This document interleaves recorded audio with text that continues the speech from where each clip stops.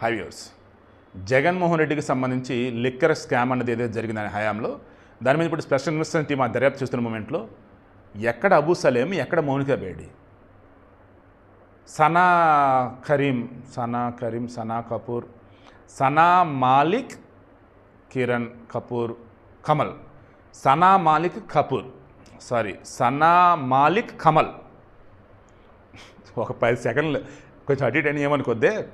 సనా మాలిక్ కమల్ అనే పేరు మీద 2001లో మౌనికా బేడి రెసిడెన్స్ సర్టిఫికేట్ తీసుకొని, నో అబ్జెక్షన్ సర్టిఫికేట్ తీసుకొని కర్నూలు నుంచి పోర్చుగల్ వెళ్ళిపోయింది. సనా మాలిక్ కమల్ ఎలా వెళ్ళింది? అప్పుడు ఎంఆర్ఓగా ఉన్నటువంటి కృష్ణమోహన్ రెడ్డి రెసిడెన్స్ సర్టిఫికేట్ ఇచ్చాడు. ఆ రోజు కర్నూలు జిల్లా ఎస్పీగా ఉన్నటువంటి PS Ramanjaneyulu non objection certificate NOC ఇచ్చాడు. నో అబ్జెక్షన్ సర్టిఫికేట్ ఎన్ఓసి ఇచ్చాడు. అంటే ఏంటి? ఈరోజు లిక్కర్ కేసులో ఉన్నటువంటి కృష్ణమోహన్ రెడ్డి కానీ, కాదంబరి జత్వానీ కేసు ఉన్నటువంటి ఈ ఎవరైనా పిఎస్ ఆంజనేయులు కానీ అకస్మాత్తుగా ఆ కేసుకి ఎలా లింక్ అయ్యారు ఏంటరా అన్నప్పుడు వీళ్ళ గురించి మూలాలు చెక్ చేస్తూ ఉంటే దొరుకుతూ ఉన్నాయి. ఫస్ట్ ఈ కృష్ణమోహన్ రెడ్డి అంత ఐఏఎస్ కాదయ్యా.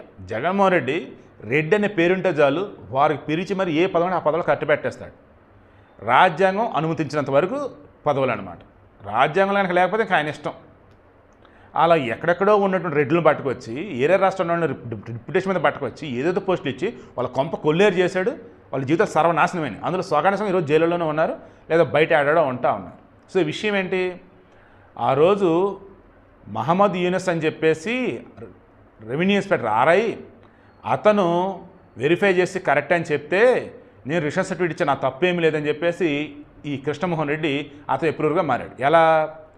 నో అబ్జెక్షన్ సర్టిఫికేట్ ఇచ్చాడు కదా పిఎస్ ఆంజనేయులు జిల్లా ఎస్పీగా ఉండి. ఆ తర్వాత ఆయన వెళ్ళిపోయిన తర్వాత ఆయన పంపించారు వేరే చోటకి ట్రాన్స్ఫరు. సంజయ్ అని చెప్పి సిన్సియర్ ఆఫీసర్ వచ్చాడు. అతని హయాంలో దొంగ పాస్పోర్ట్ల వ్యవహారం బయటకు వచ్చింది. ఎలా ఏంటర్ అని చూస్తే అది మౌనికా బేడిని కూడా పంపించారు రవిల్ అని తెలిసింది. రవితేజ మన మధ్య సినిమా వచ్చింది, అందులో ఇదే స్టోరీ, మౌనికా బేడికి సంబంధించిన స్టోరీ అది. దెన్ పోర్చుగల్లో ఎలా దొరికారు ఏంటి అన్నప్పుడు దొంగ పాస్పోర్ట్లు కదా దొరికేశారు. లింకు ఎక్కడ ఉందంటే కర్నూలు. ఇప్పుడు ఈ కృష్ణమోహన్ రెడ్డికి సంబంధించి, ధనుంజయ రెడ్డికి సంబంధించి, రాజ్ కేసిరెడ్డికి సంబంధించి ఈ మద్యం కేసులో ఎవరైతే అత్యంత కీలకమైన వాళ్ళు ఉన్నారో వీళ్ళంతా చెప్తుంది ఏంటి? జగన్మోహన్ రెడ్డికి సంబంధించి ఈ లిక్కర్ స్కామ్లో భాగంగా డబ్బు ఏదైతే మేము తీసుకెళ్ళి ఇచ్చే ఉన్నామో దాంతో అధికంగా బంగారం కొనుగోలు చేశారంటున్నారు. అంటే బంగారం ఏ రోజు కానీ రేటు పెరిగిద్ది అనుకున్నారా? లేదు బంగారం కొంటే తేడా రథం కొన్నారా? లేదు బంగారం కొంటే సేఫ్ అని కొన్నారా? లేదు బంగారం కొనటం ఈజీ అని కొన్నారా? అసలు ఏమని కొన్నారు? 400 కోట్ల పైచిలకు లిక్కర్ స్కామ్లో దొరికినటువంటి డబ్బు, వచ్చిన డబ్బుతో బంగారం కొన్నారంట. ఇప్పుడు చివరికి దొరకాల్సి ఒక జగన్మోహన్ రెడ్డి ఆల్మోస్ట్ అంతా దొరికేశారు.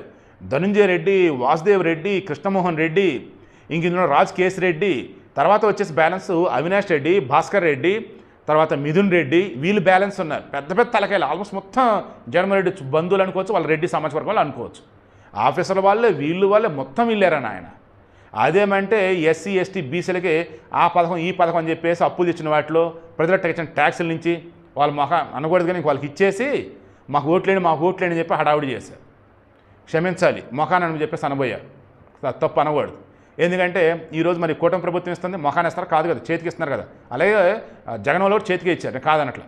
కానీ ఏమంటే వాళ్ళ ఉద్దేశం ఏంటంటే అలా పథకాలు ఇచ్చేసాలేరా వాళ్ళే ఓట్లేస్తారులే, అలా వాళ్ళు మొఖాన్ని వేసామన్నట్టు వాళ్ళు అనుకున్నారు, మనమేమో తీసుకున్నామని చెప్పేసి మనం అనుకున్నాం. అది నా యొక్క ఇంటెన్షన్. సో పాయింట్ ఏంటి? ఇప్పుడు ప్రజలను వచ్చేసి పిచ్చలను చేసి పడేసి వాళ్ళ రెడ్లతో ఆయన కుటుంబ సభ్యులతో వాళ్ళకి కావాల్సిన వాళ్ళతో దారుణంగా దాచుకున్నాడు.